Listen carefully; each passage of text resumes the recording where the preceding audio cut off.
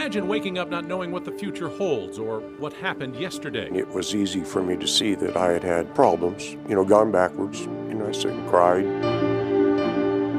Imagine a world where everything you once knew was gone. This one, that's your wife. For those battling Alzheimer's disease, the search for answers is ever changing, and every person's path is different. She would do this for hours.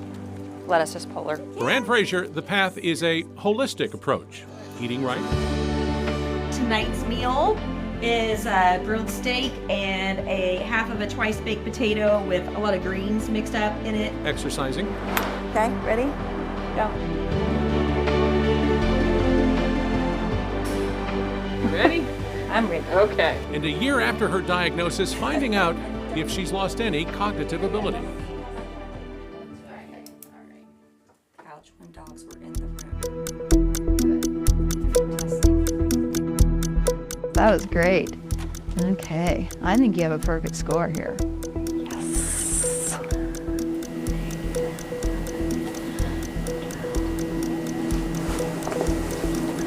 Yes, you do. Yes. Perfect score on the MOCA. That is great.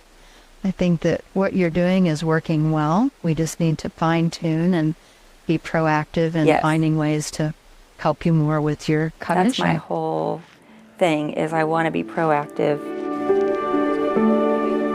After scoring this well on the MOCA test, measuring her memory retention, I was going to write down some suggestions for you. Dr. Russell came up with a list of tests that she wanted Ann evaluated for. So we had nutrition, hormones, and sleep. And then for inflammation. There is hope that once they know Ann's levels, they'll be able to enhance her brain function. Take care. Okay, bye. And she can go on living a healthy life.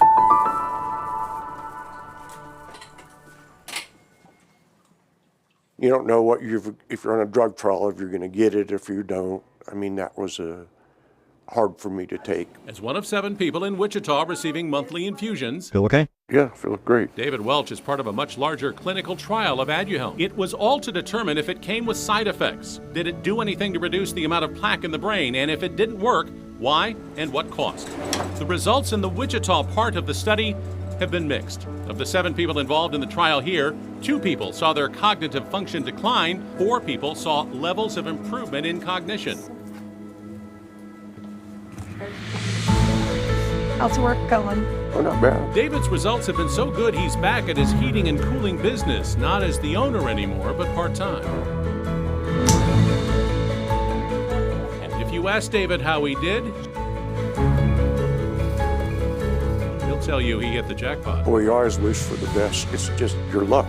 I got the medium dose, which seemed to be the best. The high dose, people had some side effects. I mean, the no dose is no dose. Around 2 years, I realized that I was getting something. And he was getting something that worked and worked well. Do you ever feel like you're one step closer to beating this? Oh gosh, yeah, every time. Since I started not going backwards, every time you come is great. But not everyone agrees. The National Council on Aging said the trials failed to make a convincing case to approve the drug. The Journal of the American Medical Association says the drug reduced visible plaque in the brain in clinical trials, but had no noticeable effect on patient outcomes, like improvements in symptoms or quality of life. And that's part of why it's so controversial. David Welch knows all of that. He also knows it's working for him. I mean, you just think we have something here that's working that can save people's lives. And it was helping me, but you don't know how long the drug trials are going to go. Answering the question surrounding Alzheimer's certainly isn't easy. This is a disease that was first described in 1906 by the German psychiatrist and pathologist Alois Alzheimer. Since then, researchers have made groundbreaking discoveries in labs just like this one to understand how Alzheimer's affects the brain. Now, there is still no cure, as you well know, but researchers say answers are coming. The usual answer, they say, is 5 to 10 years, and they've been saying that since 1970. And so many people are waiting for those answers. I think the first person I remember having it in my family was 1988.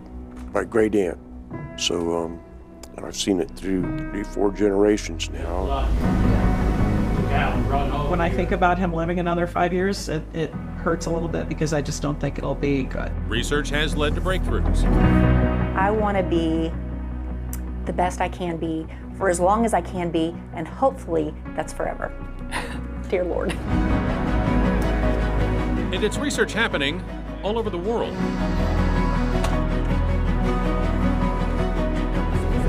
Certainly, I think that the more and more I see, the more and more convinced I am that I'm on the right path.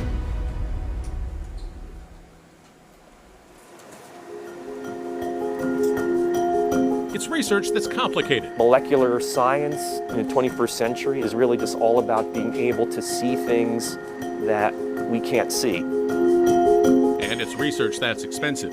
This simple-looking machine helps answer how energy works in our bodies, but it costs. This is hundreds of thousands of dollars. We have solutions to, if we want to harvest the cells. Meet Dr. Russell Swerdlow of the University of Kansas Medical Center. Inside this laboratory on the Medical Center campus in Kansas City, Kansas, is a team of researchers. We're exploring a potential cause of Alzheimer's disease, which is energy metabolism. He's spent over 30 years trying to figure this out. An expert in the study of brain energy metabolism, Dr. Swerdlow has argued Alzheimer's is caused by a failure involving mitochondria, called the powerhouse of cells that generate chemical energy needed to power how the body functions. No one knows what causes Alzheimer's, but years of research suggests a buildup of beta amyloid proteins collect between brain nerves, leading to plaque, which ultimately destroy the links used for how signals move between cells. Dr. Swerdlow's take? No, that's a story without a beginning. You don't have plaques for most of your life, and then you have plaques. Okay, I'll buy that. I mean, no one's going to argue that. It's just, why? He thinks this is more of a byproduct of Alzheimer's and not the cause. His research goes in a different direction than many others in the field. 2 years ago, his work won international attention and a $300,000 reward. We've taken mitochondrial genes from a patient and we've moved those mitochondrial genes into these cells, and that allows us to determine how intact that person's mitochondrial genes are. Swerdlow believes Alzheimer's may well be linked to changes in mitochondria, leading to poor energy production in the brain. When we're dealing with the brain and with a disease that affects cognition and memory, I'm not sure that we're going to solve this by going in there and finishing off the damage. I think we're actually going to have to fix it. We're going to have to take what's broken down and we're going to have to make it work again. That is a lot more complicated. All these studies, all these experts, all these people are in search of a sort of aha moment. Does an aha moment come from something like this? Sure, yeah, to some extent. Okay, so Swerdlow has worked on reaching that aha moment. He's convinced researchers will not only find a cure, but a way to fix memory damage. And how far away are we from that? well, actually, in that I would say we're probably closer than many people would think. The field is getting a more sophisticated and advanced view of what drives brain aging and what are the consequences of brain aging. And are those answers 5 years away, 10 years away? There are some answers that are 5 years away, and there are other answers that are 20 years away. But we'll keep moving forward.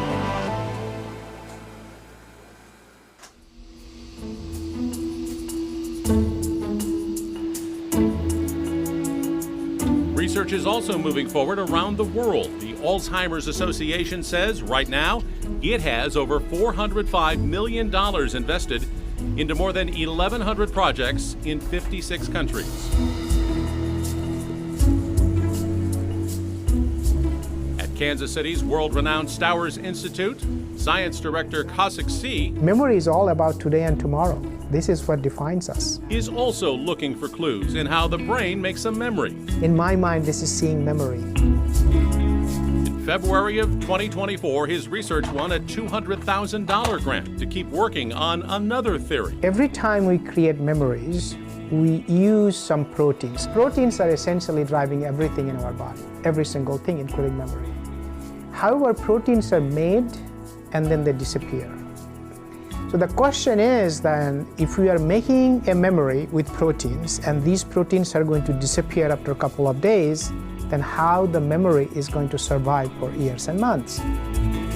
C's research focuses on those proteins called amyloids that clump in the brain, causing neurological diseases.